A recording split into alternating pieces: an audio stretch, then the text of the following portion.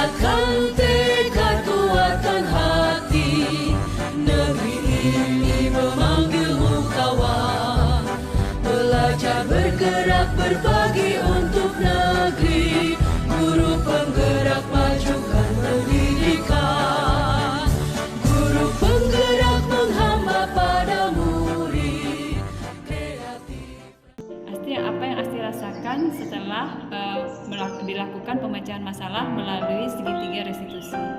Saya senang karena Ibu memecahkan masalah dengan segitiga restitusi supaya saya bisa lebih sadar akan kesalahan saya dan saya tidak merasa dendam dengan ibu guru atau yang lainnya dan saya bisa memperbaiki kesalahan saya. Oke, selamat pagi anak-anak. Selamat pagi. Kita hari pertama belajar ya. Selamat tahun baru. Hasil masalah Ibu. Tangan yang terpenuhi kemarin. Ini nilainya mau dikasih 11 lah. Oke, hari pertama kita belajar, kita buat keyakinan belajar dulu ya. Keyakinan belajar itu lebih lembut daripada aturan. Jadi kita buat jangan terpaksa. Kita buatnya berdasarkan suka sama senang. Jangan suka sama suka, suka sama senang. Supaya kamu belajarnya juga bahagia. Kita yang sama ya. Kita buat berdasarkan suka sama senang supaya kamu belajarnya bahagia. Sip. Yuk kita buat keyakinan kelas. Nah, keyakinan kelas 11 multimedia 1. Yang pertama kita buat apa dulu tadi? Negeri ini memanggilmu kawan. Belajar bergerak berbagi untuk negeri. Guru penggerak majukan pendidikan. Guru penggerak menghamba pada murid. Kreatif.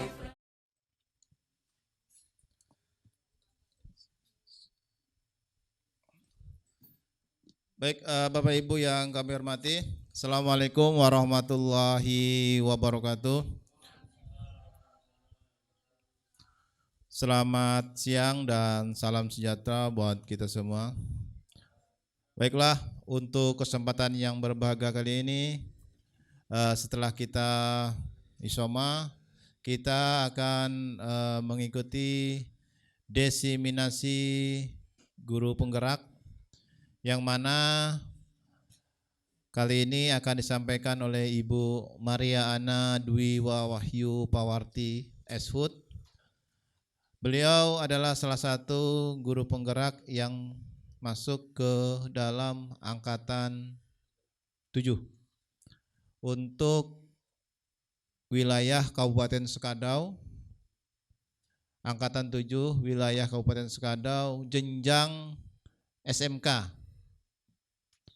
Yang mana beliau sudah mengikuti beberapa tes, beberapa kegiatan untuk guru penggerak, dan pada kesempatan kali ini kita akan mendengarkan bagaimana desiminasi guru penggerak dari beliau yang akan kita saksikan ataupun kita dengarkan secara bersama-sama. Untuk itu, tanpa mengurangi rasa hormat,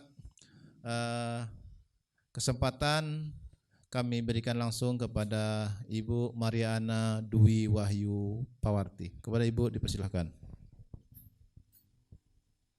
Terima kasih Pak Basep, izin berdiri. Yang saya hormati Kepala SMK Negeri 1 Sekadau Bapak Basep SPD.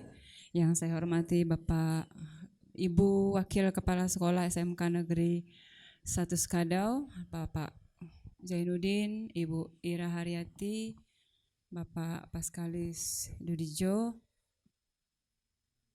Kemudian yang saya hormati Bapak Ibu guru sekalian, saya mengucapkan terima kasih untuk pertama kalinya atas berkenannya Bapak dan Ibu untuk hadir di kegiatan berbagi dari kami guru penggerak. Pertama-tama saya mengucapkan puji dan syukur terlebih dahulu karena atas karunia Tuhan kita bisa hadir di sini, bagian dari kegiatan IHT kita selama 2 hari ini. Mohon waktu untuk Bapak dan Ibu sekalian berkenan mendengarkan budaya positif yang akan saya bagikan sehubungan dengan tugas saya sebagai guru penggerak yang harus dipenuhi maksimal itu bulan Maret. Saya awali Bapak dan Ibu guru. Bolehkah saya meminta Bapak dan Ibu guru untuk saling berpasangan? Kemudian Bapak dan Ibu guru mengepalkan tangannya secara bergiliran. Ya. Kemudian mintalah kepada pasangan Bapak dan Ibu guru untuk membuka kepalan tangan tersebut. Waktunya hanya 30 detik. Lakukan secara bergiliran. Misalnya, Bu Rija duluan ngepalkan tangan, Bu Desi meminta untuk Bu Rija membukakan kepalan tangannya itu. Itu terserah. Mau nggak boleh, mau pakai rayuan, mau pakai bujukan, mau pakai apapun, silahkan Bapak dan Ibu lakukan. Ya, belum, kita mulai ya. Jadi secara bergiliran ya Bapak Ibu, waktunya hanya 30 detik, habis itu bergiliran. Ya, kita mulai, silahkan Bapak dan Ibu dimulai.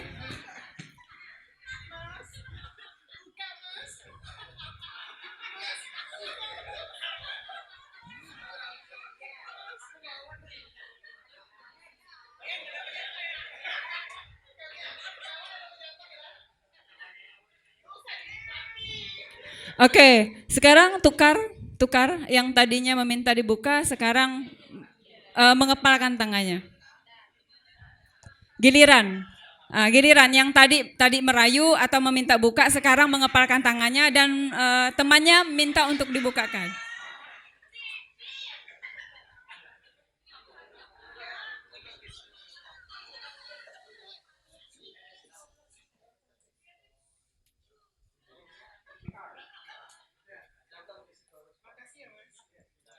Sudah Bapak Ibu? Oke, baik. Baik, itu satu bagian yang mau saya sampaikan di disiplin positif dan nilai-nilai kebaikan universal. Sekarang saya mau bertanya kepada Bapak dan Ibu. Bapak tadi pasangannya siapa Pak? Pasangannya Pak Jenal. Pak Jenal mau nggak bukain tangannya? Mau. Bagaimana cara Bapak memintanya?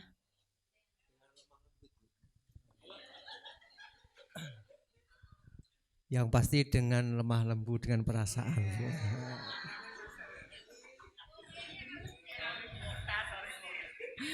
Bu Ira, tadi Bu Ira pasangan sama Bu Rosa. Mau nggak Bu Rosa buka, Bu? Dipaksa. Mau Bu, cuma harus dipaksa dulu. Soalnya ngelawan kuat sama kuat. Satu lagi. Oh ya, Pak Budi. Pak Budi pasangannya siapa tadi, Pak? Pak Lohan. Mau nggak Pak Lohan? Mau Bu. Gimana caranya? Ya, buka, saya buka juga. Hanya diminta buka ya. Oke, baik Bapak Ibu. Waktu Bapak dan Ibu nyuruh buka, ada yang dipaksa, ada yang dirayu, ada yang pokoknya bilang buka. Mungkin bukanya pakai wajah yang agak garang ya, jadinya pasti dibuka gitu kan. Sekarang Bapak Ibu yang membuka tangannya, saya mau tanya kepada yang membuka tangannya.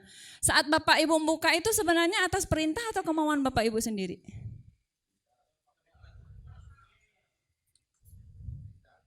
Atas perintah.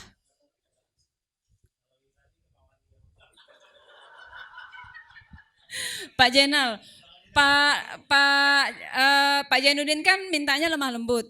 Itu tuh karena perasaan apa yang Pak Jenal rasakan sehingga Pak Jenal mau membukanya? Karena memang Pak Jenal mau membukanya atau karena hal lain? Karena memang mau membukanya. Oke, baik.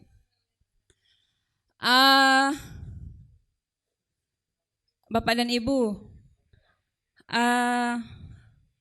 seseorang melakukan sesuatu itu yang bisa mengendalikan itu pasti dirinya sendiri. Ya, entah apapun caranya orang, ya, dalam hal ini yang memegang kendali itu adalah orang yang punya kepalan tangan. Mau dengan cara dirayu, mau dengan cara dipaksa, mau dengan cara bagaimana. Kalau dia tidak ingin, dia tidak akan melakukannya.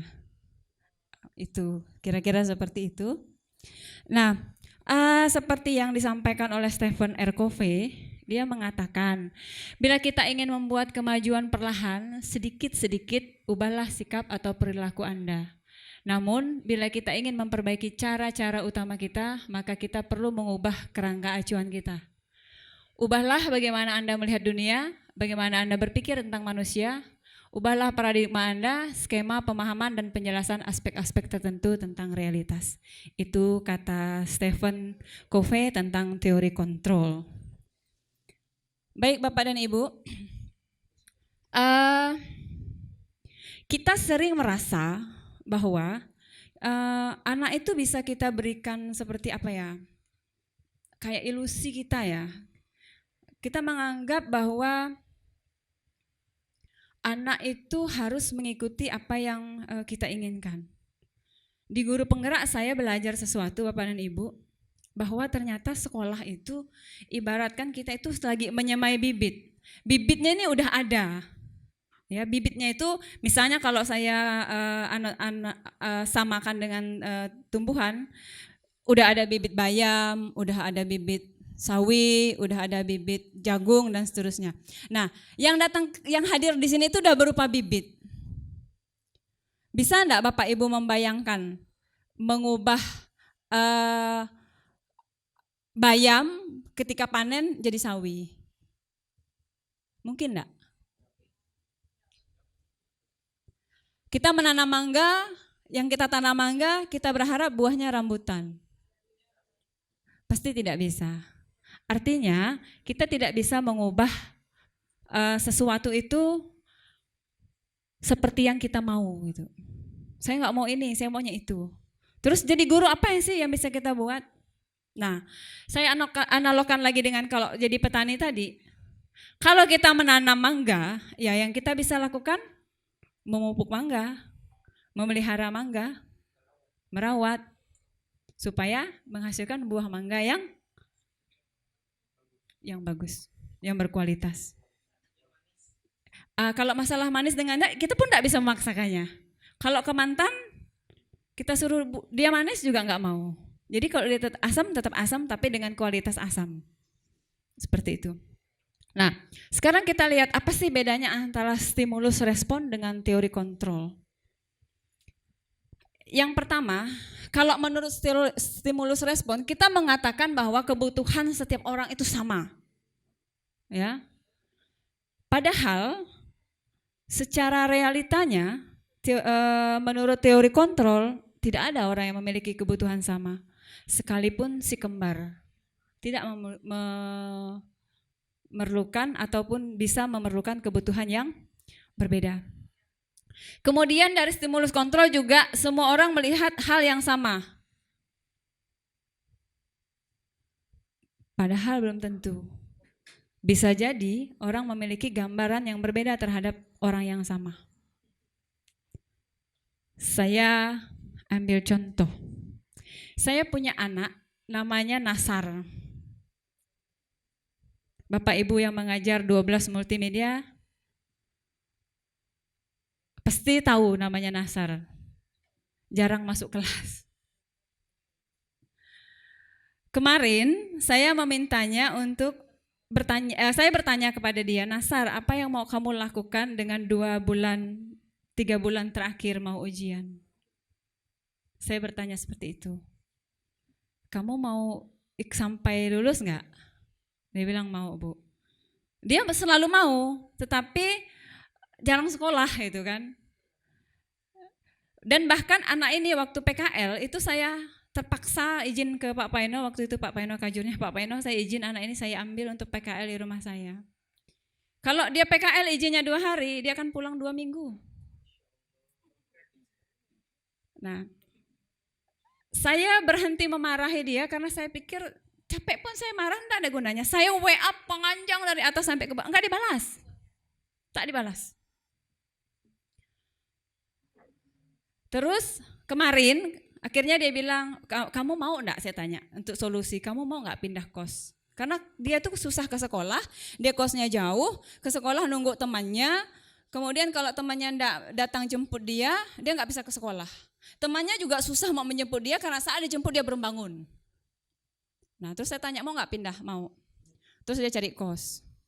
Cari kos, nah itu pandangan saya, menurut saya, Nasar ini susah banget dikasih tahu menurut saya. Kemudian kemarin saya bilang sama dia, kalau kamu dapat kos, minta nomor ibu atau bapak kosnya, ibu mau telepon. Kemudian benar diminta, dia kosnya mau kosnya di tempat Pak Agung. Terus saya tanya sama istri Pak Agung, Bu, tadi ada nggak anak yang cari kos-kosan? Oh ada Bu. Apa pendapat istri Pak Agung tentang Nasar? Anaknya sopan, baik. Nah, jadi pandangan antara saya dengan istri Pak Agung terhadap Nasar itu sudah berbeda. Ya, seperti itu. Kemudian stimulus respon yang berikutnya adalah kita selalu menilai perilaku buruk itu dianggap sebagai suatu kesalahan. Padahal mungkin mereka berperilaku ada tujuannya. Bapak dan Ibu, pernah enggak lihat anak nyimpan kepalanya di atas meja? Sering. Bapak dan Ibu pernah bertanya mengapa dia menyimpan kepalanya di atas meja? Alasannya lelah, capek, bosan. Itu Bu. Terus bagaimana Bapak menanggapinya? Terkadang kalau saya pribadi, saya kasih hiburan, saya kasih semangat. Kalau ada uang lebih saya jajankan. Oke, baik sekali Pak Dodo ya. Tepuk tangan dulu lah untuk Pak Dodo. Bapak dan Ibu, pernah enggak Bapak dan Ibu bertanya, apakah kalau pagi mereka sarapan? Pernah. Seberapa banyak anak Bapak dan Ibu sarapan pagi setiap hari? Iya. Betul. Betul. Mungkin itulah satu alasan mengapa anak bosan. Lemah, ya. Saya kalau pertama masuk mereka ucapkan salam, selamat pagi Bu, saya tidak suruh duduk. Saya bilang yang sarapan silakan duduk. Itu masih banyak yang berdiri. Artinya yang duduk itu Bu, anak multimedia ya, karena saya ngajar yang duduk itu kurang dari 5 orang. Artinya kurang dari 5 orang yang sarapan. Terus saya tanya satu-satu, kakak tadi pagi minum air putih enggak? Minum, duduk. Tadi pagi kakak minum apa? Susu, duduk. Terus tanya lagi, kakak tadi pagi minum air putih? Enggak. Makan kue sedikit? Enggak. Enggak sama sekali. Nah, dari mana dia memperoleh energi kalau dia dalam posisi yang tidak sarapan? Nah, apakah kita pernah mengejar anak, mengapa dia tidak sarapan? Pasti Bu Ira nih nanya. Apa katanya Bu Ira? Mengapa dia tidak sarapan? Dari sekian banyak Bu, ada yang menyatakan terlambat bangun, terus kedua malas masak katanya. Karena jauh dari orang tua. Saya kemarin mencoba bilang, kamu punya teman, silakan temanmu ini membangunkan kamu gitu bahasanya. Kata temannya sudah dibangunkan Bu, tapi belum bisa. Terus solusi kedua buat alarm pun di telinga pun tidak didengar, katanya begitu. Itu Bu. Oke, pasti ada lagi alasan di balik-balik itu ya Bu ya, kenapa dia sampai tidak dengar. Bapak dan Ibu ingat, kita punya murid yang namanya Boti enggak? Ingat ya? Apa yang dia lakukan kalau kita mengajar? Tidur. Kita semua tahu apa penyebabnya kan? Nah, itulah di beberapa kesempatan saya selalu mengatakan kalau guru SMK itu luar biasa. Kita tidak pernah menjas anak tanpa kita tahu apa penyebabnya. Nah, itu selalu saya sampaikan kalau kawan-kawan di SMK itu luar biasa. Kemudian kita menganggap orang lain itu bisa mengontrol saya. Kalau orang lain beginiin saya akan ikut, ya. Tapi sebenarnya enggak. Yang bisa mengontrol diri saya hanyalah saya sendiri. Yang bisa mengontrol Bapak dan Ibu hanyalah Bapak dan Ibu. Yang bisa mengontrol siswa hanya mereka sendiri. Nah, kemudian kita merasakan kalau kita misalnya memaksa, ya, pemaksaan itu adalah sebuah bujukan, ya. Saat kita gagal akhirnya kita membujuk gitu, ya. Pemaksaan ada pada saat bujukan gagal. Tadi kan Bu Ira bujuk tuh, enggak berhasil paksa gitu kan. Nah, kalau secara teori kontrol itu harusnya ada kolaborasi dan konsensus bagaimana menciptakan pilihan-pilihan baru. Jangan dipaksa dulu gitu. Ayolah, apalah, misalnya kan. Nanti kalau ibu nyuruh saya buka juga lah, gitu ya. Seperti itu, ya. Jadi pemaksaan itu sebenarnya tidak bisa dilakukan saat bujukan gagal, tapi tetap dilakukan hal lain supaya akhirnya apa? Kita tidak merasa bahwa kita ini kalah atau menang. Tapi kita punya win-win solution atau kita berpikir menang sama menang. Saya senang, Anda juga senang. Seperti itu. Bapak dan Ibu, kita bergeser sedikit untuk disiplin. Nah, ini kita mau menciptakan disiplin positif di sekolah kita karena disiplin itu menjadi hal yang berat sekali di sekolah ini sepertinya.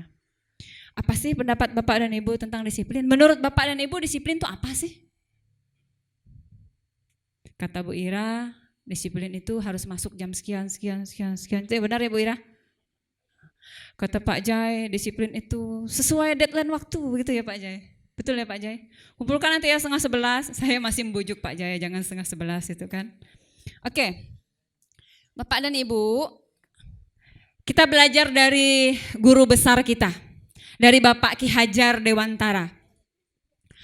Kata Bapak Ki Hajar Dewantara, di mana ada kemerdekaan, di situ harus ada disiplin yang kuat.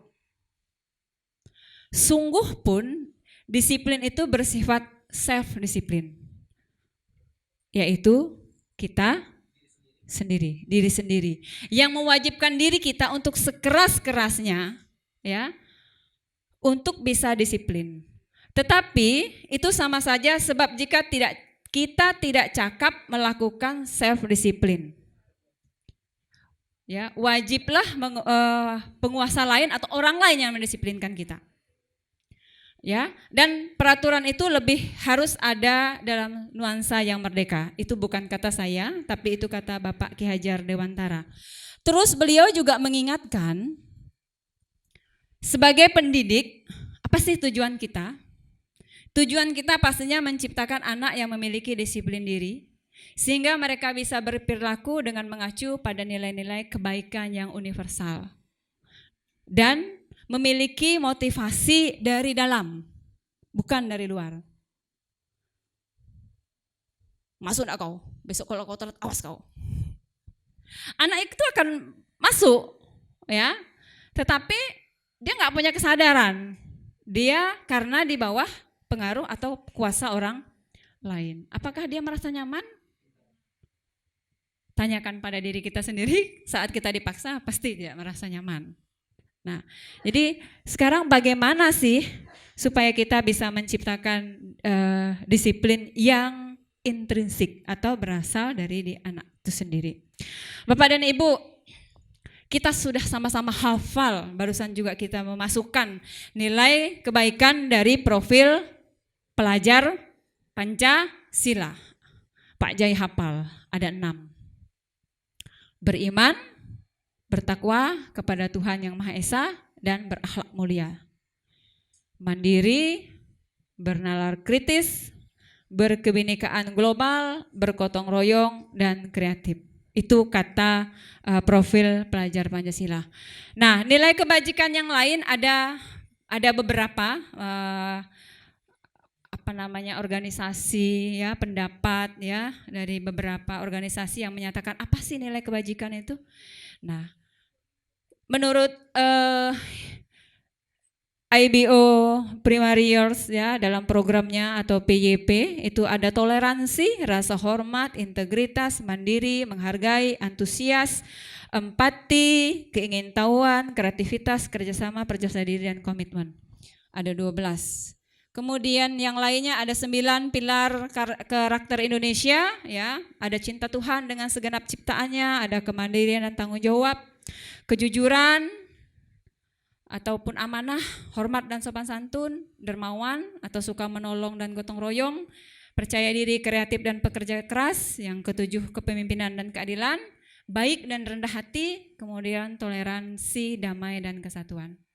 Sementara menurut The Seven Essential Virtues, dia menyatakan ada 7 ya. Ada empati, ada suara hati, ada kontrol diri, rasa hormat, kebaikan, toleransi dan keadilan. Sementara, nah, proyek dari nilai-nilai kebajikan ya, itu kurang lebih ada seperti yang ada di depan itulah. Pasti ini kita masukkan dalam karakter kalau kurikulum yang lama ya, kurikulum 2013 itu kan lekat dengan karakter. Ada banyak di situ, ada peduli, keterus-terangan dan seterusnya yang saya yakin Bapak dan Ibu meyakininya.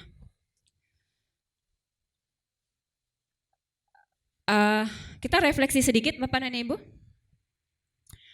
Hari ini Bapak dan Ibu hadir di sini untuk mengikuti IHT. Ada pelatihan sedikit tadi di antara kita.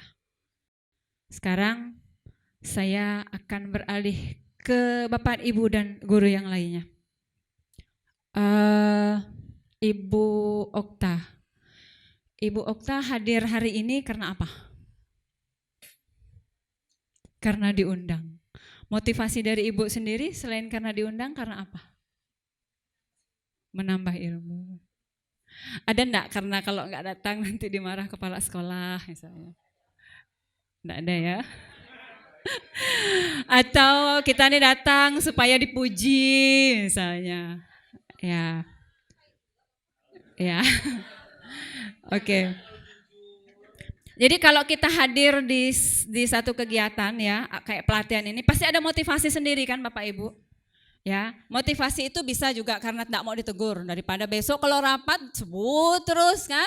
Enggak sih Bapak marah tapi sebut terus itu kan. Nah, jadi disebut terus itu juga hukuman itu kan tidak hanya secara fisik tapi juga bisa secara verbal. Nah, menghukum secara verbal itu lebih menyakitkan daripada secara fisik sebenarnya. Ya. Kemudian yang kedua, kita enggak takut dihukum tapi kita ingin dipuji gitu. Oh, kalau saya hadir terus kan Bapak kepala sekolah seperti Ibu Ana tuh gitu kan. Nah, saya takut ketemu Pak Jumar tuh kena sebut nama tuh, saya hitung tuh lebih dari berapa kali gitu kan. Takut kalau ada Pak Jumar kena sebut terus kan. Terus yang ketiga, kita memang ingin jadi pembelajar. Nah Bapak dan Ibu, ciri-ciri orang yang jadi pembelajar itu kalau ikut pelatihan bukan hanya karena diundang. Tapi karena kita punya keinginan. Bapak dan Ibu diundang enggak ikut jadi guru penggerak? Di SIM PKB? Oh, ada yang belum ada. Siapa yang di SIM PKB-nya diundang? Tapi belum menanggapi. Ya kita punya banyak alasan sih ya Pak Paino ya. Bukan hanya karena ini ya, tapi karena memang kita ada kesibukan lain dan seterusnya. Terus juga ada motivasi juga, kenapa harus ikut guru penggerak kan? Nah balik lagi, kenapa saya jadi ikut guru penggerak ya. Oke, itu motivasi. Sekarang kita teruskan dengan, tadi Pak Dodo sudah sedikit menyinggung ya untuk teori motivasi, hukuman, penghargaan. Nah, saya yakin dan percaya kalau Bapak dan Ibu di sini sangat kenal dengan yang namanya hukuman. Betul enggak Pak Bambang? Betul. Bu Utin pasti sangat lekat dengan penghargaan. Karena saya tahu kalau kelas Bu Utin tuh masuk terus ada penghargaannya. Saya juga suka menghargai penghargaan. Dan tadi Pak Dodo juga bilang, mengasih penghargaan yang enggak makan lemah lesu, biar enggak lemah lesu dikasih uang untuk jajan. Itu sebuah penghargaan. Bapak dan Ibu, pernah mendengar istilah restitusi? Bapak dan Ibu sudah pernah mendengar istilah restitusi? Baru sekarang. Oke. Kalau begitu agak sedikit nanti kita menjelaskannya. Menurut Pak Alberto yang masih muda, Pak, kira-kira hukuman tuh menurut Bapak bagaimana? Baik, buruk. Kalau dari ada sisi baiknya apa, sisi buruknya apa? Terima kasih Bu. Untuk hukuman bagi saya sisi baiknya itu dapat mendisiplinkan siswa dan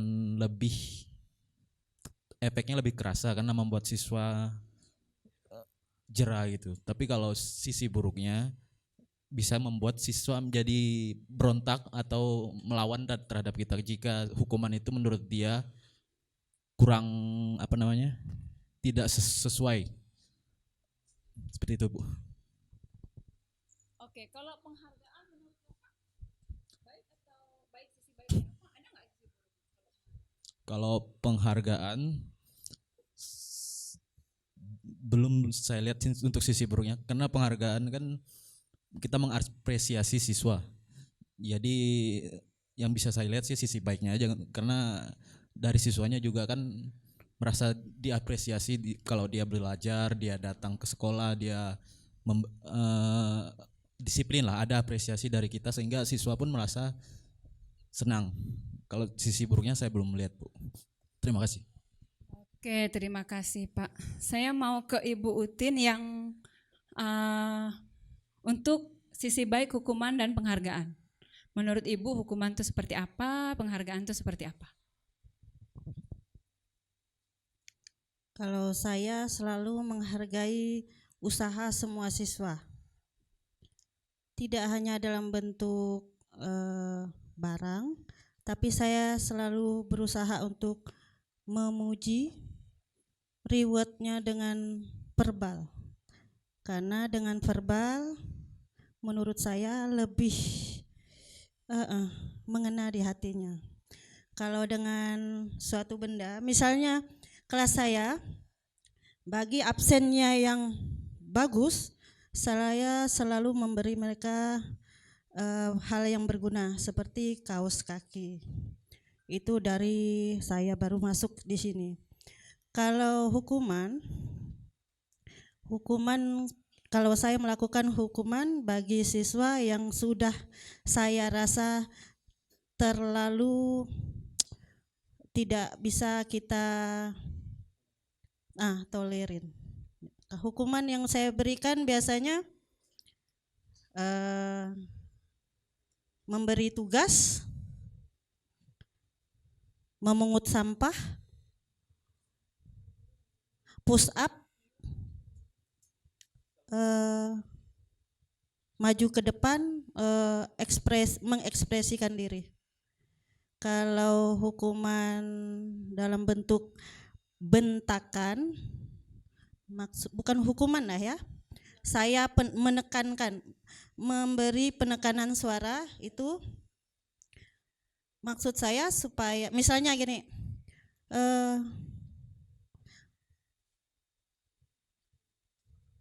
misal dia melakukan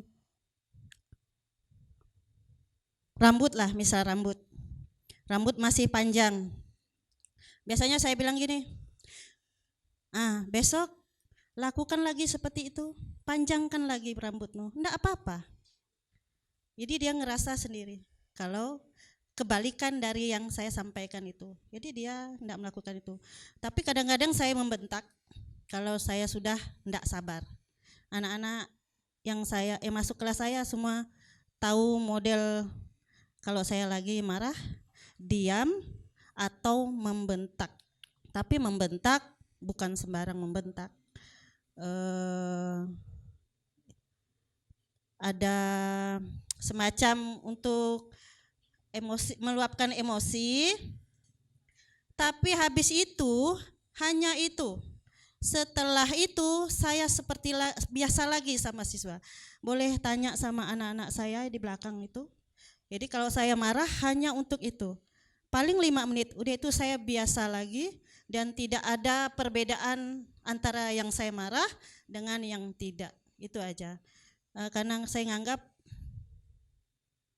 dia melakukan sesuatu itu mungkin minta perhatian juga kan, bisa jadi. Nah, seperti itu. Itu Bu. Oke, terima kasih Pak Berto Bu Utin. Tepuk tangan dulu untuk kita semua. Oke, luar biasa.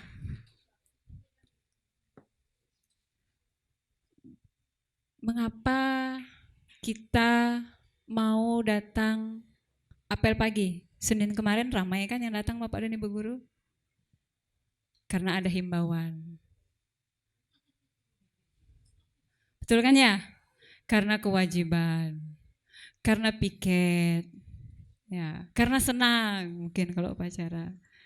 Nah, seperti itu. Jadi alasan kita bermacam-macam mengapa kita melakukan sesuatu. Nah, Bapak dan Ibu Guru, kembali ke yang pertama tadi, kita melakukan sesuatu itu pasti karena ada 3 hal lah. Nah, sekarang kita refleksi aja kita berada di posisi mana gitu.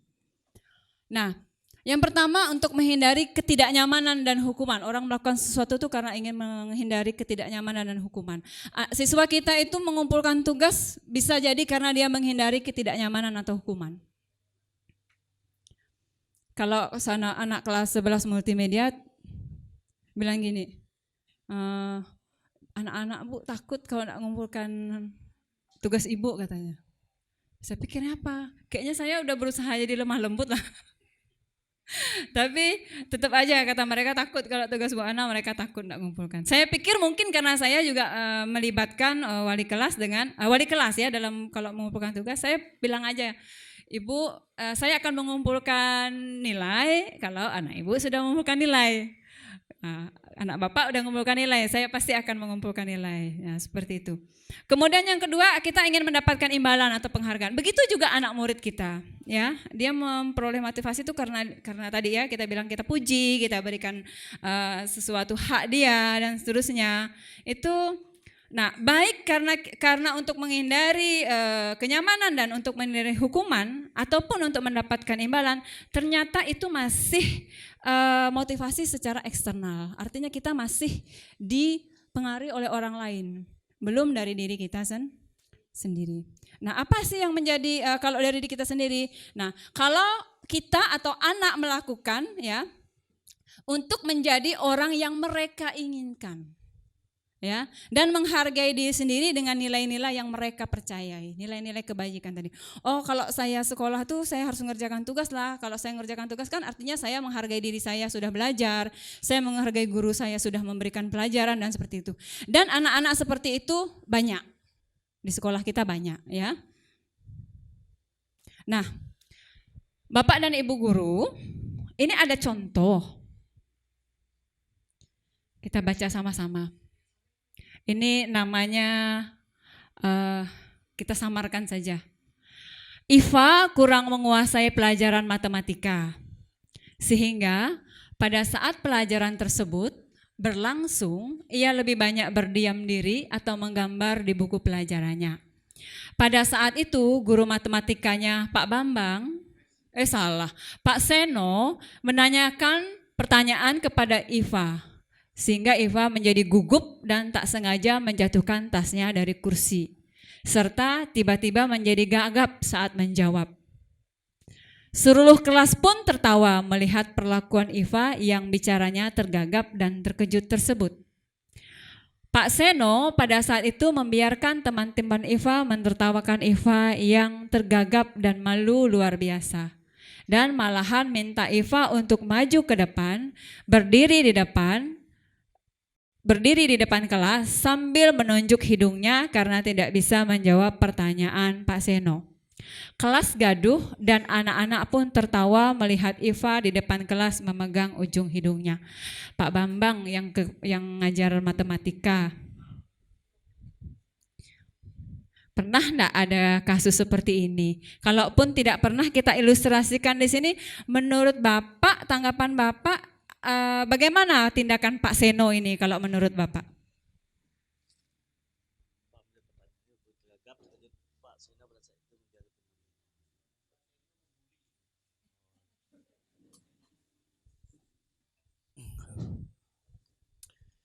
Kalau ada kasus seperti ini ya seorang anak yang apa ini? Pada saat guru Merdeka saya namanya. Guru saat melemparkan pertanyaan kepada siswa, ya salah satu lah kita ambil contoh anaknya Iva tadi.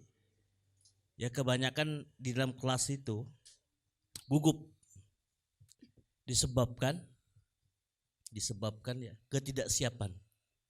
Nah, biasanya realnya biasa saya di lapangan memberi jawaban, menanyakan siswa itu tidak lebih daripada 3 menit. Kalau siswa itu tidak bisa, dialihkan kepada satu lain. Dan kadang-kadang jawaban anak pun bervariasi. Nah, itu kasus yang bisa saya tangani.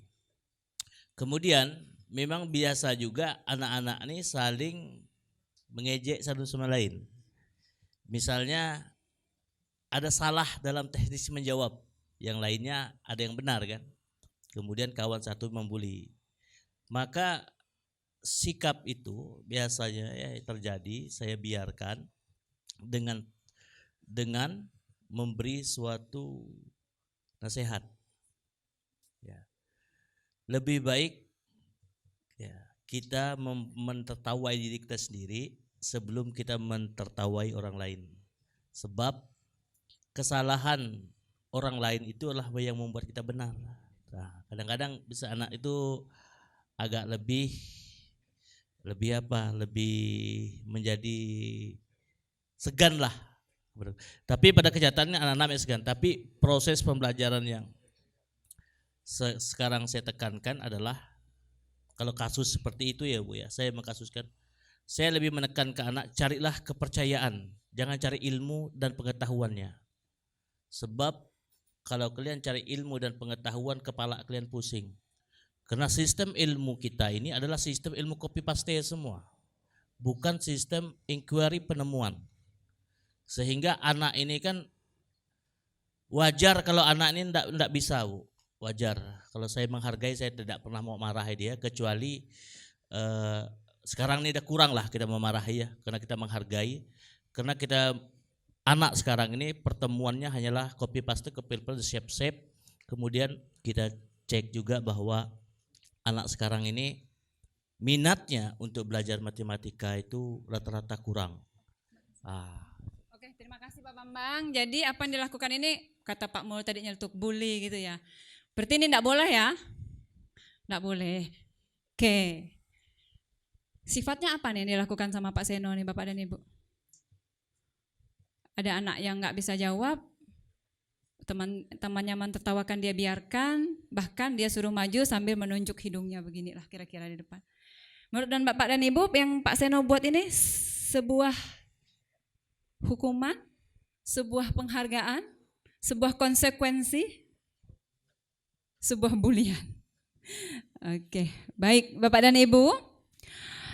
Ini ada tabel, ada identitas gagal dan ada identitas sukses. Nah, Bapak dan Ibu, ada beda antara hukuman dan disiplin.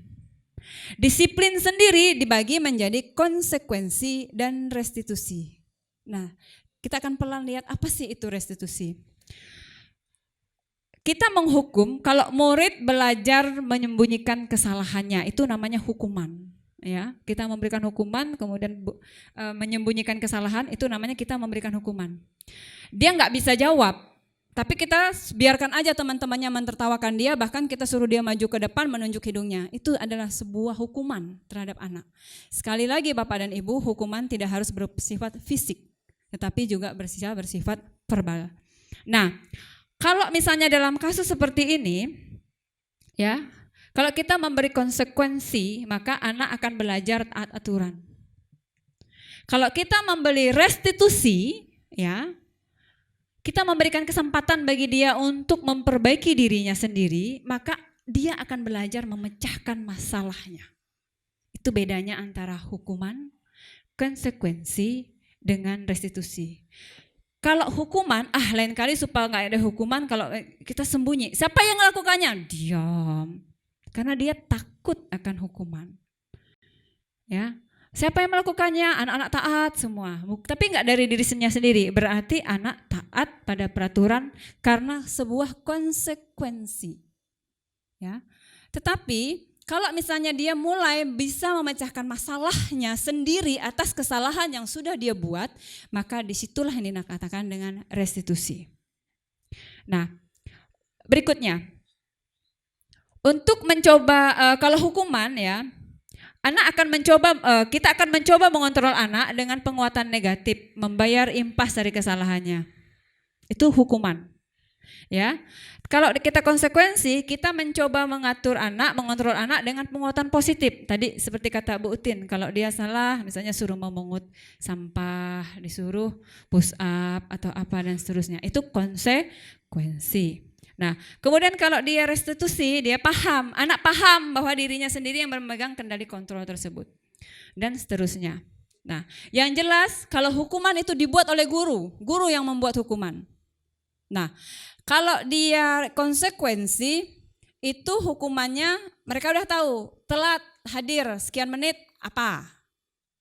Itu konsekuensi, bunyi dari peraturan sekolah.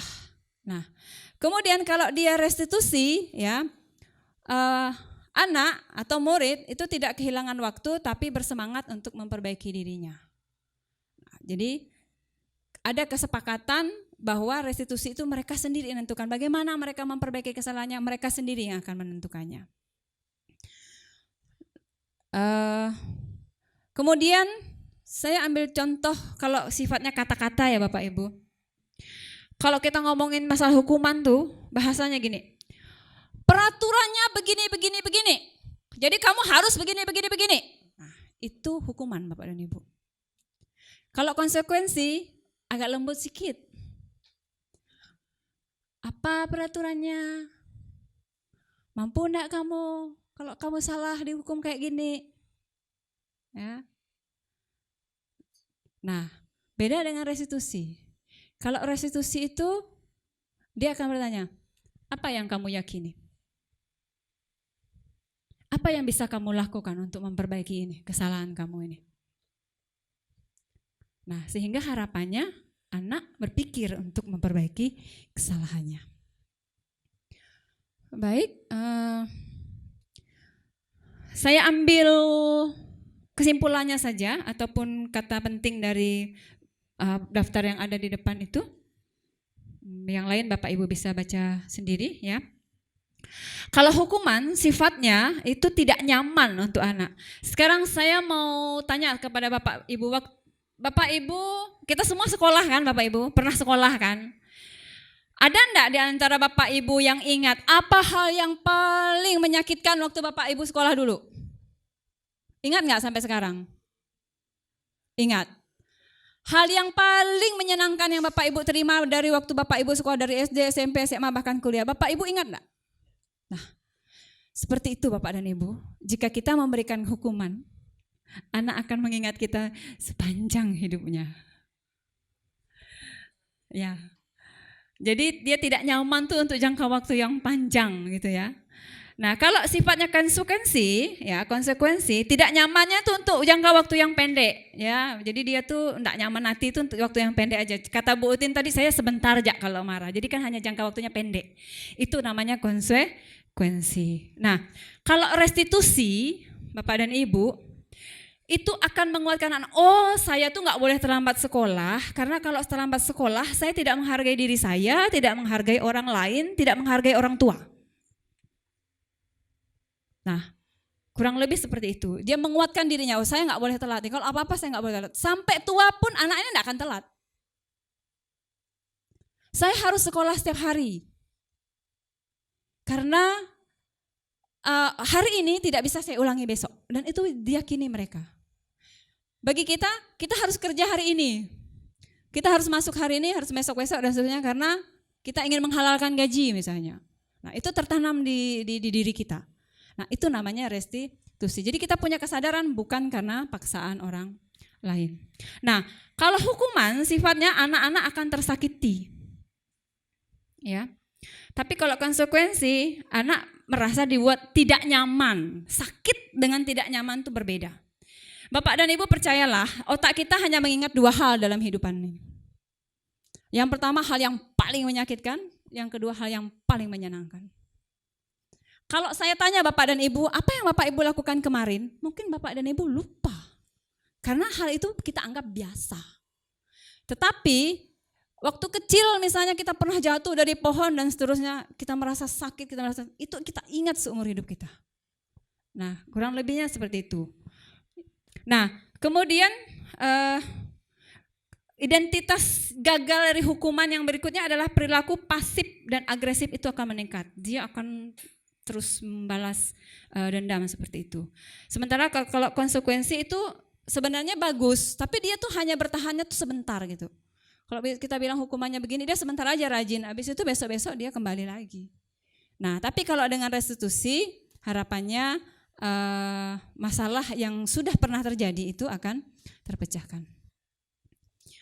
Nah, Bapak dan Ibu bisa membaca di depan, saya menceritakan sedikit. Nah, ini ada kasus seorang ibu guru, dia mendapatkan masalah bahwa anak-anaknya tuh sering tidak tertib. Ya, kemudian dia bilang, anak-anak tertib dong, yang tertib Bu kasih stiker nih. Ya, nah kemudian anak-anaknya tertib demi mendapatkan stiker. Suatu hari ibu ini yang di sini saya andaikan dengan nama Ibu Anas.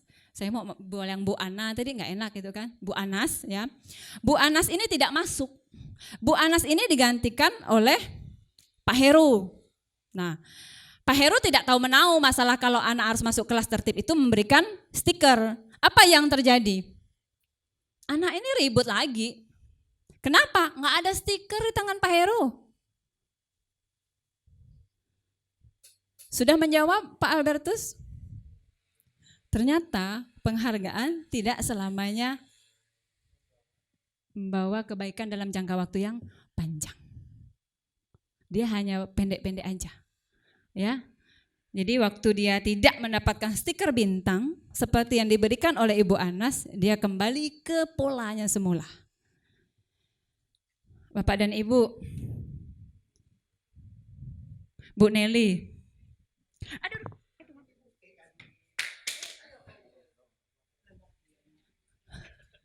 Bu Nelly, kalau menurut Ibu kasus tindakan guru yang pertama itu bentuk hukuman atau konsekuensi?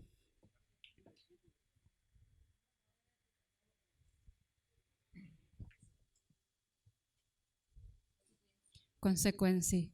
Bu Yanti yang kedua itu konsekuensi atau hukuman?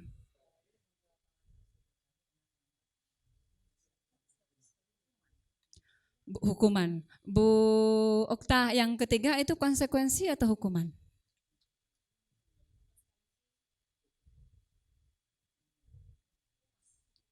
Hukuman.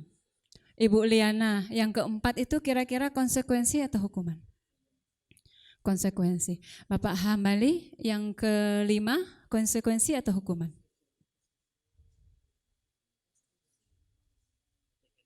Konsekuensi. Ibu Erni yang keenam konsekuensi atau hukuman?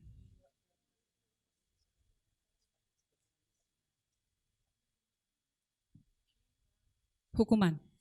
Ibu Ira yang seterusnya konsekuensi atau hukuman?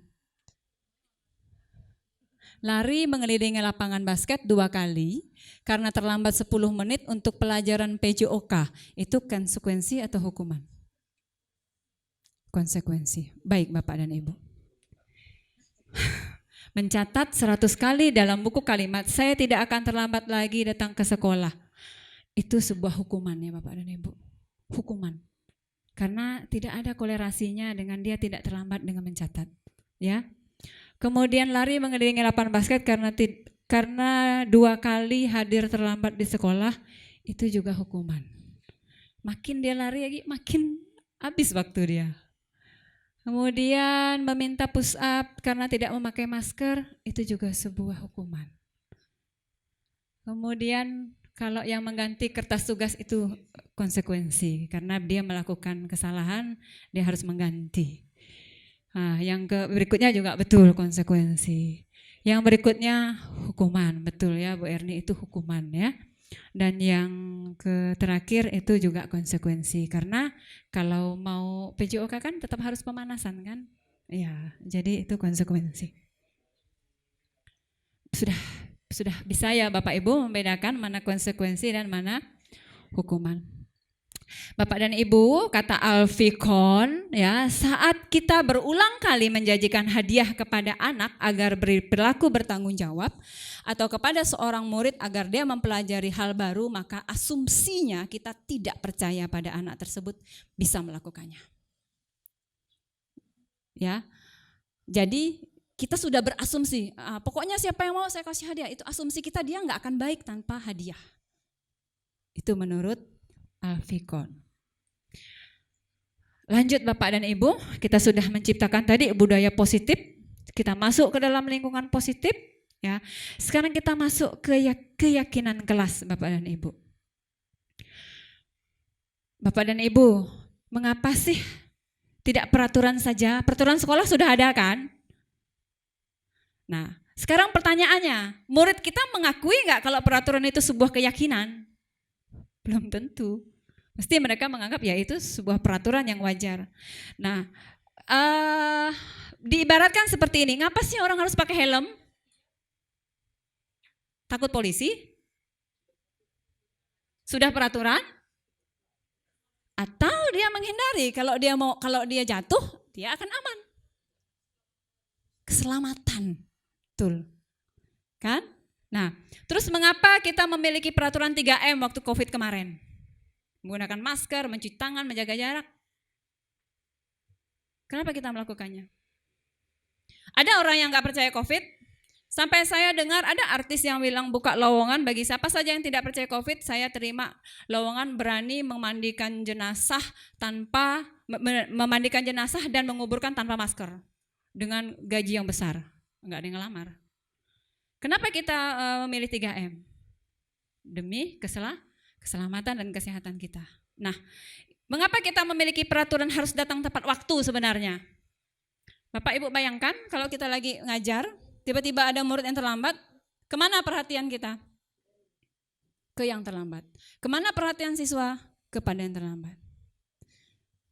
Sama juga, kalau kita yang datang terlambat Bapak dan Ibu guru, ya, kalau kita yang datang terlambat, kita sudah minta anak datang tepat waktu, tapi kitanya datang terlambat.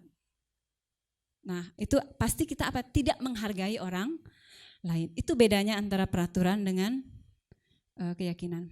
Bapak dan Ibu, ini ada cara-caranya, tetapi saya tidak akan membacakan ini. Mungkin sekilas saja. Saya sudah mencoba melakukannya di kelas multimedia. Saya mengatakan, kalau kamu mau kita belajar enaknya gimana? Saya bilang. Kan saya ngajarnya dari jam pertama sampai jam terakhir kalau kejuruan. Terus saya juga bilang, kamu sebenarnya butuh waktu istirahat berapa jam sih? Nah, terus kesepakatan. Terus kalau yang masuk ke kelas sudah ibu kasih jam istirahat lebih lama, nggak masuk ke kelas, konsekuensinya apa? Mereka menentukan sendiri. Saya sudah mencobanya Bapak dan Ibu guru. Ya, dan luar biasa. Ternyata saya memberikan mereka waktu istirahat pertama itu 30 menit. Saya bilang, pokoknya jam sekian kamu udah masuk kelas, kalau tidak ibu akan tetap mengajar. Atau kalau ada latihan ibu akan tetap memberikan latihan. 5 menit sebelum detik ke-30 itu mereka sudah rapi di dalam kelas. Padahal sebelumnya 45 menit pun tidak dipanggil, mereka tidak mau datang. Tidak datang, ayolah masuk, baru mereka masuk. Ternyata ampuh sebuah keyakinan dicoba. Nah, gimana caranya kita membuat keyakinan? Kita curah pendapat lah sama anak murid kita. Kita juga nggak boleh ego Bapak dan Ibu. Kita juga harus menyampaikan apa yang menjadi kewajiban kita. Jadi kita nggak boleh bilang kamu harus begini. Saya enggak boleh. Jadi ayo anak-anak, Bapak dan Ibu guru ini, kamu apa? Ya, jadi kita juga nggak boleh menentukan mereka. Lebih baik kita membuat dulu. Misalnya Bapak dan Ibu guru mengajar, Bapak dan Ibu memberi tugas, Bapak dan Ibu guru setelah memberi tugas mengoreksi. Itu tugas kita sebagai guru. Nah, siswa bagaimana? Menerima pelajaran misalnya. datang tepat waktu misalnya. Nah, mereka sendiri dengan keyakinannya, oh Bapak Ibu guru saya begini. Terus kemarin Pak Basep, saya sampaikan kepada anak murid, anak-anak, mulai hari Senin akan ada Bapak Ibu guru yang menyambut kalian di depan. Itu program sekolah sekarang. Seperti hasil evaluasi Bapak Kepala Sekolah, hari pertama masih banyak terlambat ya Pak ya. Hari kedua menitnya semakin berkurang begitu Pak ya. Dan ke arah sini-sini semakin baik. Enggak usah, kamu besok jangan terlambat ya, besok Bapak Ibu dan guru nyambut. Kan tak ada kita bilang kayak gitu. Tetapi dengan begitu mereka lihat kepala sekolahnya berada di depan pagar, malu sendiri gitu. Ya, jadi kita sudah mencobanya dan itu sangat luar biasa. Kita pun bisa melihat ya. Sama seperti misalnya kita, mengapa sih rambut nggak boleh panjang? Nah, kan kita kan sekolahnya seharian, gerah sebenarnya itulah. Ya, gerah. Kemudian yang kos-kosan, sampo kan cepat habis dan seterusnya.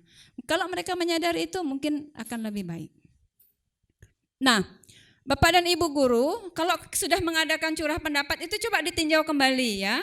Nah, dengarkan guru, contoh berjalan di kelas misalnya, dengarkan guru, datang tepat waktu. Itu sebenarnya jangan dikasih satu-satu, satu aja. Ya, saling menghormati, jangan datang tepat waktu, dengarkan gurumu, berjalan di kelas kita buat tetet, enggak usah. Pandai yang mereka jabarkan, satu aja, saling menghormati. Nah, itu bedanya antara keyakinan dengan peraturan. Kalau peraturan itu peraturannya jelas satu persatu, detil, panjang dan lebar gitu ya. Nah, setelah itu apa yang mau kita lakukan? Tempel di dinding Bapak dan Ibu. Kayak kemarin, mereka mungkin karena style saya style galak ya. Jadi anak-anak gini, Bu, jadikah kita sesuai dengan kesepakatan kita? Apa? Istirahatnya 1 jam. Silahkan. Ya, mungkin nanti yang bisa style saya ini mungkin bisa berubah. Anak baru kok, anak sekarang nggak percaya kalau Bu Ana nggak galak tuh mereka nggak percaya. Kalau Bu Ana tuh nggak marah, mereka nggak akan percaya. Karena style saya memang suka marah gitu kan dari awal. Jadi sekarang kalau misalnya saya lagi mencoba untuk berbuat lebih baik karena saya menyadari bahwa apa yang saya lakukan ternyata tidak membawa dampak yang baik, ya mereka ngikut tapi agak-agak antara iya dengan enggak gitu kan. Nah, Bapak dan Ibu, ini contoh keyakinan. Kenapa orang harus hormat ya? Karena dia meyakini penting untuk menghormati diri sendiri, orang lain dan juga barang milik orang lain. Kenapa orang harus bekerja? Karena dia meyakini bahwa itu penting untuk mengerjakan segala sesuatu pekerjaan, pelajaran, mengikuti kegiatan yang sudah ditugaskan. Kemudian mengapa dia harus diterima dan dimiliki? Karena dia meyakini bahwa itu sangat penting untuk diterima. Dan juga sangat penting kalau misalnya kita bisa diterima oleh diri kita sendiri. Bapak dan Ibu bayangkan, kalau di antara kita, ya, kita ngumpul nih, tiba-tiba ada beberapa orang di antara kita yang kayaknya bikin blog sendiri gitulah, ya, berada di lingkungannya sendiri. Sementara yang lain ini nggak diapa-apain gitu. Yang dirasakan tuh apa gitu? Pasti orang akan merasa dirinya tidak diterima dan orang tidak mau memiliki dia gitu, ya. Oke Bapak dan Ibu, saya teruskan. Nah ini tadi yang sudah saya jelaskan ya, tugas guru apa, tugas murid apa. Nah perbedaannya saya salah 2 saja saya mengatakan ya. Perbedaannya kalau peraturan itu selalu kembalikan buku pada tempatnya, itu peraturan. Nah kalau keyakinan kelasnya tanggung jawab. Dilarang mengganggu orang lain, keras sifatnya ya. Nah keyakinan kelasnya menghormati orang lain. Dan seterusnya. Oke Bapak dan Ibu, mungkin saya juga sudah lelah untuk bicara.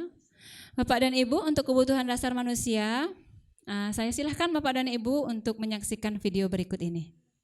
Oh suaranya ya Pak John. Ini supaya bisa suara bagaimana Pak John? Oh kedengaran, oke.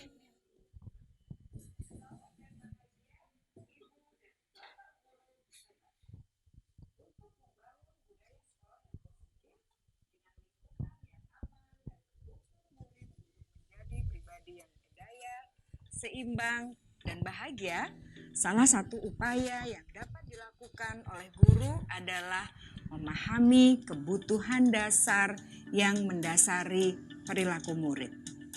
Pada video kali ini, kita akan membahas tentang 5 kebutuhan dasar manusia.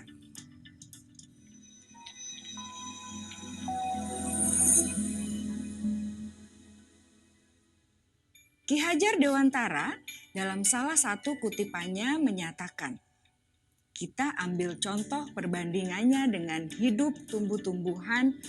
Seorang petani dalam hakikatnya sama kewajibannya dengan seorang pendidik yang menanam padi misalnya. Hanya dapat menuntun tumbuhnya padi. Ia dapat memperbaiki kondisi tanah, memelihara tanaman padi, memberi pupuk dan air, membasmi ulat-ulat atau jamur-jamur yang mengganggu hidup tanaman padi, dan lain sebagainya. Ketika guru memahami kebutuhan apa yang mendasari perilaku murid, dan guru berusaha menuntun dan mendukung murid dalam memenuhi kebutuhannya secara positif, pada hakikatnya guru tersebut ibarat seorang petani yang sedang berusaha memahami kebutuhan masing-masing tanaman. Dan ia berusaha memenuhi kebutuhan tanaman tersebut agar dapat tumbuh dengan subur dan maksimal. Dr. William Glasser, seorang psikiater dari Amerika Serikat, menyatakan bahwa seluruh tindakan manusia memiliki tujuan tertentu, yaitu memenuhi kebutuhan dasarnya. Ketika kelima kebutuhan dasar telah terpenuhi secara memadai, maka murid akan tumbuh dengan seimbang dan bahagia. Sebaliknya, ketika kebutuhan dasar tidak terpenuhi dengan baik, maka seseorang akan mengalami emosi negatif seperti bosan, sedih, dan kecewa. Bahkan mereka dapat melakukan perbuatan yang bertentangan dengan nilai-nilai kebajikan atau melanggar peraturan. Dengan kata lain, perilaku buruk seseorang biasanya adalah respons dari kebutuhan yang tidak terpenuhi. Namun, mereka tidak tahu cara untuk menyampaikannya. Ada 5 kebutuhan dasar manusia menurut Dr. William Glasser, yaitu yang pertama, kebutuhan untuk bertahan hidup atau survival. Yang kedua, kebutuhan untuk merasa diterima atau love and belonging. Yang ketiga, kebutuhan akan kebebasan atau freedom. Yang keempat, kebutuhan akan kesenangan atau fun. Dan yang kelima, kebutuhan akan penguasaan atau power.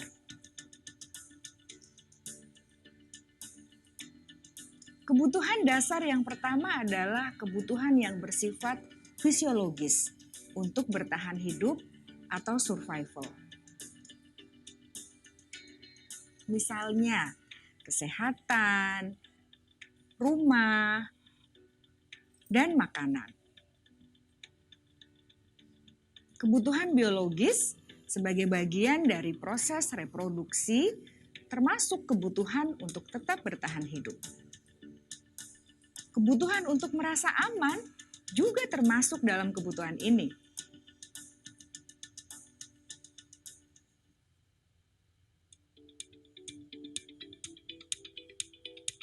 Agar murid dapat belajar dengan baik, kebutuhan mereka akan rasa aman, pangan, sandang, dan papan harus terpenuhi. Bagaimana mungkin mereka dapat belajar dengan baik bila mereka datang ke sekolah dengan perut yang lapar atau bila rumah mereka kebanjiran?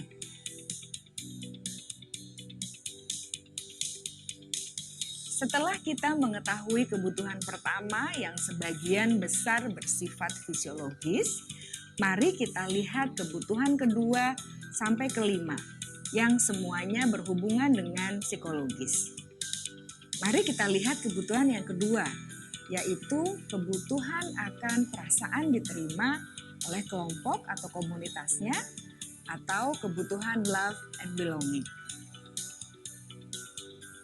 Kebutuhan ini meliputi keinginan untuk tetap terhubung dengan orang lain seperti teman, keluarga, teman kerja, dan kelompok di mana kita tergabung.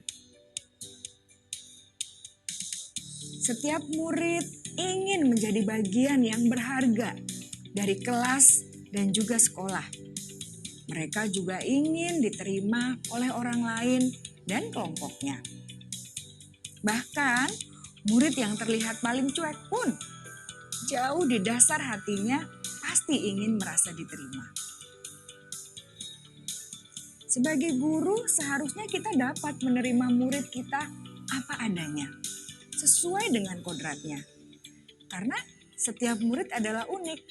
Mereka memiliki kekuatannya masing-masing sehingga guru seharusnya bisa menciptakan kesempatan untuk murid berkolaborasi dan memiliki ikatan emosi satu sama lain. Murid-murid yang memiliki kebutuhan yang besar untuk merasa diterima, biasanya mereka belajar karena suka pada gurunya, dan mereka juga suka bekerja dalam kelompok. Kebutuhan yang ketiga adalah kebutuhan akan kebebasan atau kebutuhan membuat pilihan.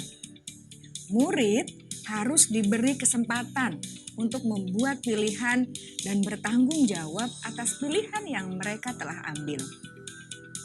Memberi mereka kebebasan bukan berarti membiarkan mereka melakukan apa saja yang mereka mau, melainkan lebih memberi mereka kesempatan untuk membuat pilihan, menyuarakan pendapat mereka dengan percaya diri, dan memberi mereka kesempatan untuk mencoba hal-hal yang baru.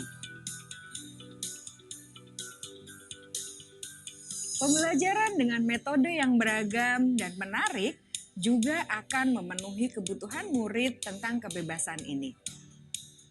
Pembelajaran berdiferensiasi di mana guru menyediakan beberapa jenis tugas yang bisa dipilih oleh murid sesuai minat mereka, sangat baik untuk mengembangkan murid menjadi lebih mandiri dan memiliki motivasi internal. Karena kebutuhan akan kebebasan pada dasarnya adalah kebutuhan untuk mandiri, memiliki otonomi, memiliki pilihan, dan mampu mengendalikan arah hidupnya sendiri.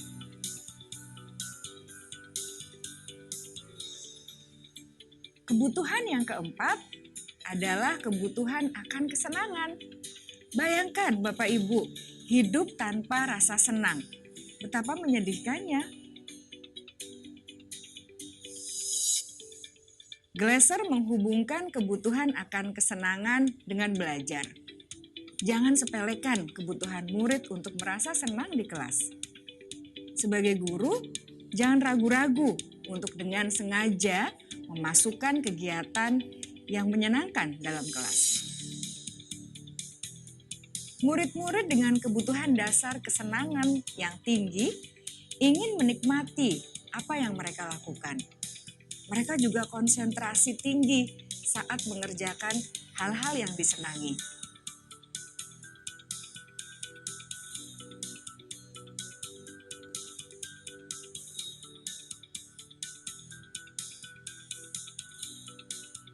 Kebutuhan yang kelima adalah kebutuhan akan penguasaan.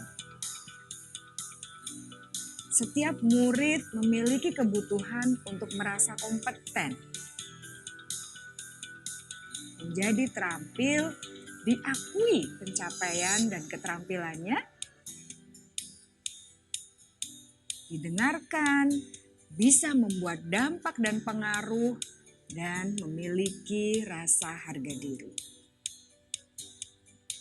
Mereka sebaiknya diberi kesempatan untuk membuat keputusan tentang hal-hal yang penting dalam hidupnya dan tidak merasa dikontrol oleh sistem sekolah.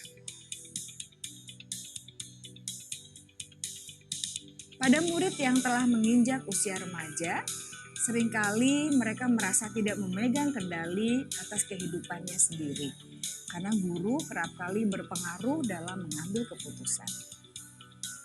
Murid-murid yang memiliki kebutuhan dasar akan penguasaan yang tinggi biasanya selalu ingin menjadi pemimpin.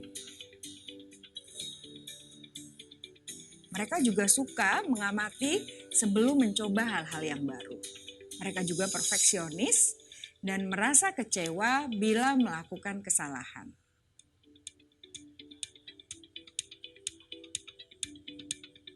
Ibu dan Bapak guru sangatlah penting bagi kita untuk mengetahui kebutuhan dasar murid-murid, agar kita memahami alasan di balik sikap dan tingkah laku mereka. Bila murid berperilaku buruk atau melanggar peraturan, sehingga tindakannya tidak sesuai dengan nilai-nilai kebajikan, maka guru harus mencari tahu alasan yang mendasari tindakan tersebut dan kebutuhan apa yang belum terpenuhi. Melalui percakapan dengan guru dalam pendekatan disiplin positif, murid dapat diajak untuk bersikap reflektif dalam mengenali kebutuhan-kebutuhan yang berusaha mereka penuhi dan mendasari tindakan mereka. Jika guru mengabaikan perilaku buruk murid-murid, maka perilaku tersebut akan berpengaruh pada suasana kelas yang kurang kondusif dan akan berpengaruh pada tujuan dari pendidikan itu sendiri. Ibu, Bapak guru hebat, mari kita menjadi guru yang lebih baik dengan memahami kebutuhan dasar murid-murid kita dan senantiasa membimbing mereka untuk menjadi pribadi yang berdaya, seimbang, dan bahagia. Salam dan bahagia, Ibu dan Bapak guru hebat.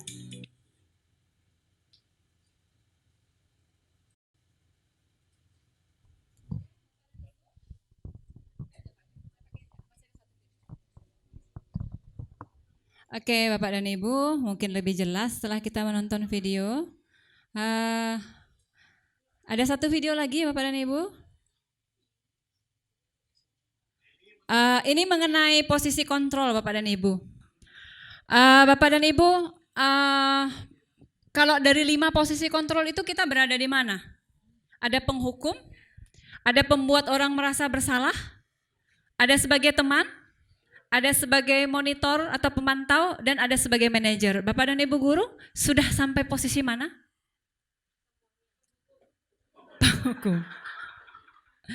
Oke, Bapak dan Ibu, untuk mengetahui di posisi manakah kita, bisa kita saksikan di video ini, supaya kita tahu di posisi manakah sebenarnya kita berada.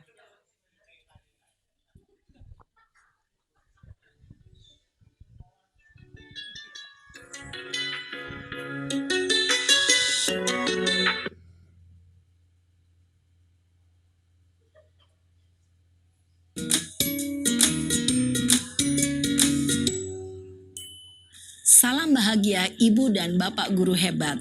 Dalam penerapan disiplin positif restitusi, salah satu program yang dikembangkan adalah 5 posisi kontrol.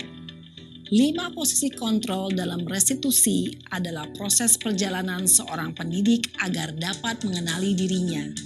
Pada video kali ini, kita akan membahas tentang 5 posisi kontrol yang dikembangkan oleh Diane Gossen dan contoh penerapannya.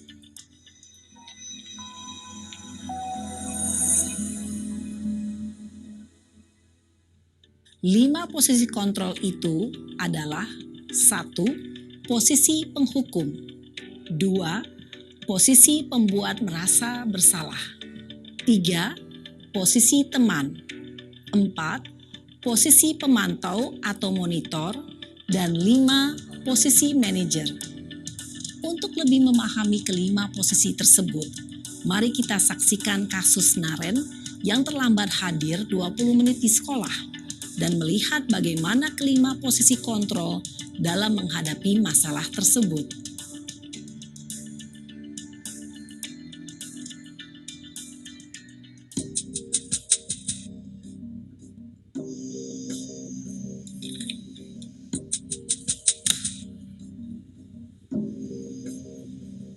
Naren! Sini kamu! Selamat pagi, Bu. Selalu terlambat. Kamu deh, pasti terlambat. Maaf, Bu. Saya Apa? Apa coba? Alasan kamu apa lagi? Kapan sih kamu tidak terlambat? Malas sekali ya kamu jadi anak. saya Dasar pemalas. Gak kapok-kapok sih kamu. Sudah berapa kali terlambat? Sana, kamu keliling lapangan basket 2 kali. Kenapa saya harus keliling lapangan basket, Bu? Kenapa? Kamu mau lawan ibu? Berani-beraninya jawab. Sudah terlambat, masih berani jawab pula. Sekarang, keliling lapangan basket 5 kali sekalian. Biar kapok. Cepat. Pergi sana ke lapangan basket. Posisi penghukum biasanya berbicara dengan nada tinggi, menghardik, menunjuk-nunjuk, menyakiti, dan menyindir. Hukuman bisa berupa fisik maupun psikis. Ibu dan bapak guru hebat. Dampak yang terjadi pada murid ketika guru berada pada posisi penghukum adalah murid cenderung akan memberontak, bahkan menyimpan dendam.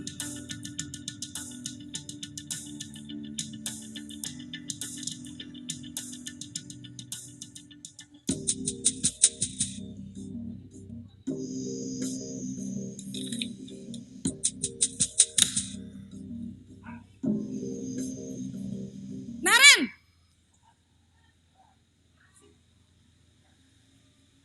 Selamat pagi, Bu. Naren. Kamu kenapa terlambat lagi, nak? Ya Tuhan, Naren. Kamu senang ya bikin ibu susah ya? Kalau kamu terlambat lagi, nanti ibu yang ditegur bapak kepala sekolah, nak. Disangka ibu tidak bisa membina kamu. Duh, gimana ini? Maaf, Bu. Duh, Gusti Naren. Kamu suka ya kalau ibu ditegur bapak kepala sekolah? Terus, sekarang ibu harus tulis apa ini di buku absen? Ini kamu sudah sering terlambat loh. Ibu harus apa coba?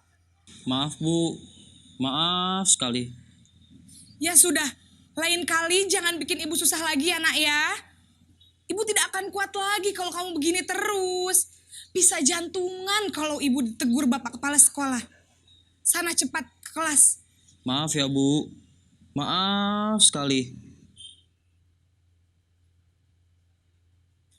Posisi pembuat rasa bersalah berbicara dengan nada tenang, cenderung lembut. Namun kata-kata yang diutarakan membuat murid merasa menjadi orang yang gagal. Memandang buruk dirinya sendiri, merasa tidak berharga, dan tidak sanggup membahagiakan orang lain. Ketika guru mengambil posisi pembuat rasa bersalah, murid akan menganggap dirinya yang bersalah dan ia akan menyimpan emosi negatif tersebut di dalam dirinya.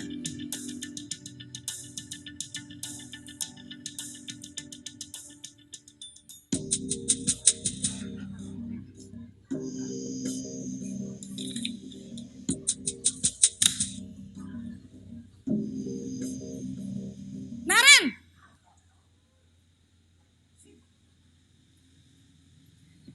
Selamat pagi, Bu. Wah, sudah jam berapa ini nak? Terlambat lagi ya sayang. Iya, Bu. Habis ibu saya lupa bangunkan saya, Bu. Kamu malah menyalahkan ibu kamu. Kamu bukannya anak yang larinya paling kencang. Kok terlambat sih? Iya, Bu. Saya memang terlambat bangun tadi. Jadi, biarpun saya lari kencang, tetap gak kekejar, Bu. Ya sudah sana. Nanti lain kali larinya lebih kencang lagi ya. Biar gak terlambat lagi. Bikin seneng ibu. Demi ibu. Bisa kan? Bisa lah, Bu. Ya sudah sana masuk kelas. Ibu beresin urusan absen kamu. Kamu ini ada-ada saja. Dalam posisi teman, guru berbicara dengan nada suara ramah, akrab, cenderung bersenda gurau untuk menjaga suasana tetap santai. Murid akan merasa senang, aman, dan akrab dengan guru. Identitas yang tercipta adalah identitas sukses atau berhasil. Namun, perlu diingat, karena ini masih dorongan eksternal, maka ada faktor ketergantungan dari murid kepada orang tertentu. Di sini guru absennya, sehingga di lain waktu murid bisa berperilaku baik, namun hanya kepada orang-orang tertentu saja.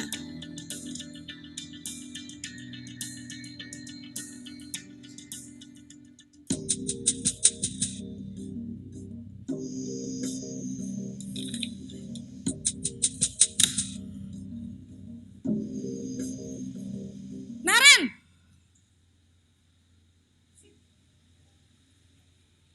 Selamat pagi, Bu. Naren, apa peraturan sekolah kita tentang jam berapa kita harus masuk sekolah, nak? Kita harus di sekolah jam 7, Bu. Iya, betul. Sekarang sudah jam 7.20. Naren sudah tahu konsekuensinya jika terlambat hadir. Paham, Bu. Saya harus tinggal kelas pas jam istirahat selama 20 menit. Iya, benar. Konsekuensinya demikian. Jadi nanti jam 9.30 pas istirahat, kamu harus tinggal di kelas, kerjakan tugas tambahan untuk ketertinggalan kamu, ya? Baik, Bu. Posisi pemantau mengandalkan penghitungan atau data untuk mengontrol murid. Guru mengarahkan murid berdasarkan peraturan dan konsekuensi. Seorang pemantau menunjukkan bahasa tubuh dan ekspresi wajah yang datar dan cenderung formal.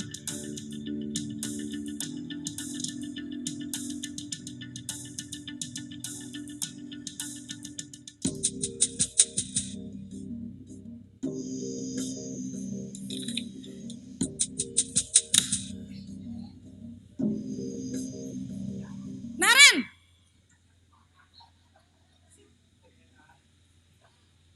Selamat pagi, Bu. Selamat pagi, Naren. Maaf, Bu. Saya terlambat. Iya, sekolah masuknya jam 7, sekarang sudah jam 7.20. Jadi sekarang bagaimana ini, Naren? Maaf, Bu. Saya lupa setel alarm saya semalam. Baiklah, menurut kamu, keyakinan sekolah yang mana yang perlu kamu tingkatkan? Menghargai diri sendiri dan orang lain mungkin ya, Bu. Setuju. Jadi, apakah Naren meyakini prinsip saling menghormati tersebut? Iya, Bu. Saya meyakininya. Apakah Naren bersedia memperbaiki masalah keterlambatan ini? Bersedia, Bu. Bagaimana kamu akan perbaiki masalah keterlambatan ini? Saya akan coba untuk tidak lupa menyetel alarm saya, Bu. Baik, kalau Naren lupa menyetel alarm di rumah, ada orang yang kira-kira bisa bantu mengingatkan tidak? Ada, Bu. Kakak saya, Kak Ema. Ada lagi selain Kak Ema? Selain Kak Ema, ada ibu saya. Baik, jadi yang mengingatkan Naren adalah Kak Ema dan ibu kamu ya? Kira-kira akan mulai setel alarm kapan nih, Naren? Setelah pulang sekolah, akan segera saya lakukan. Baik, jadi Naren akan setel alarm untuk bangun besok pagi dan akan diingatkan oleh kakak dan ibunda Naren ya. Ada lagi yang mungkin perlu dilakukan, Naren? Agar tidak terlambat bangun lagi. Tidak ada, Bu. Baik, Naren. Terima kasih untuk kerjasama kamu. Sekarang kamu perlu kembali ke kelas untuk belajar. Baik, Bu. Terima kasih. Posisi manajer adalah posisi kontrol yang disarankan untuk membimbing murid memiliki sikap disiplin yang positif, yaitu murid yang mandiri, bertanggung jawab, dan dapat memecahkan masalah.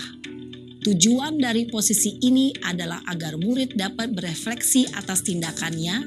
Guru akan dengan tulus memberikan pertanyaan-pertanyaan bermakna, sehingga membuat murid dapat belajar dari kesalahannya dan mencari sebuah solusi untuk menyelesaikannya. Ibu dan Bapak guru hebat, setelah mengamati adegan kelima posisi kontrol tadi, kira-kira posisi mana yang paling ideal? Posisi mana yang dapat menunjang motivasi intrinsik murid?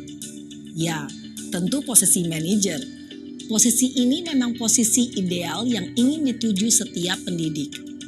Pada posisi inilah, guru dapat menerapkan disiplin positif yang berpihak pada murid, yang memerdekakan murid. Perjalanan seorang pendidik tentunya tidak mudah untuk sampai pada posisi seorang manajer. Namun, tujuan kita pasti, yaitu menciptakan murid-murid yang mandiri, merdeka, dan bertanggung jawab. Semoga penggambaran 5 posisi kontrol yang telah diperlihatkan ini dapat menjadi ajang refleksi bagi kita semua, agar dapat terus mengasah dan menerapkan disiplin positif yang memerdekakan murid. Mari terus berlatih dan bersemangat. Selamat menerapkan. Salam dan bahagia.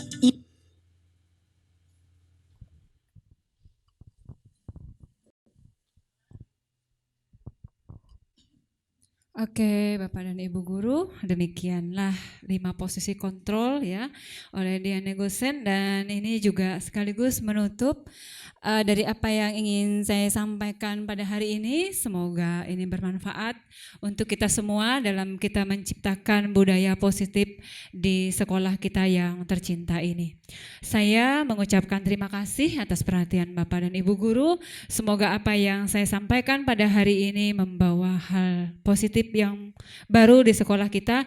Sekali lagi saya mengucapkan terima kasih kepada Bapak Kepala Sekolah atas kesempatannya, juga kepada Bapak Ibu Guru yang lain. Semoga apa yang disampaikan pada hari ini memberikan manfaat bagi kita semua. Terima kasih semuanya. Selamat siang, salam dan bahagia.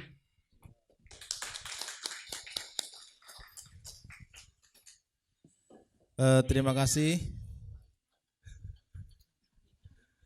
Terima kasih kepada Ibu Mariana Dewi Wahyu Pawarti selaku salah satu guru penggerak yang mengikuti program guru penggerak angkatan ke-7 yang telah memberikan diseminasinya kepada kita semua, dan ini sejalan dengan apa yang saya rencanakan ya, sangat-sangat sejalan sekali ya Bu ya. Mari kita sama-sama sebagaimana yang kita rapat pertama kemarin kita sudah memulainya. Ya, manajer, kepala sekolah memberikan contoh, yaitulah yang coba kita sama-sama, dan memang terbukti apa yang sudah 2 minggu ini kita lakukan memberikan lumayan signifikan. Tinggal permasalahannya kembalikan kepada Bapak Ibu semua, siapa yang memang mendampingi dan nanti hadir di depan untuk menyambut sesuai dengan jadwal. Seberapa sadarnya teman-teman untuk hadir di sana, meluangkan satu waktunya untuk kita memberikan warna tersendiri bagi SMK Negeri 1 Sukadao. Terima kasih sekali lagi Ibu telah memberikan diseminasinya kepada kita semua. Mudah-mudahan ini akan memberikan pandangan dan paradigma terbaru kita dalam memberikan pembelajaran kepada siswa-siswi SMK Negeri 1 Sukadao. Untuk mengakhiri, mari kita beri aplaus yang meriah buat Ibu Ana. Oke, terima kasih Ibu. Silahkan kembali ke tempat semula.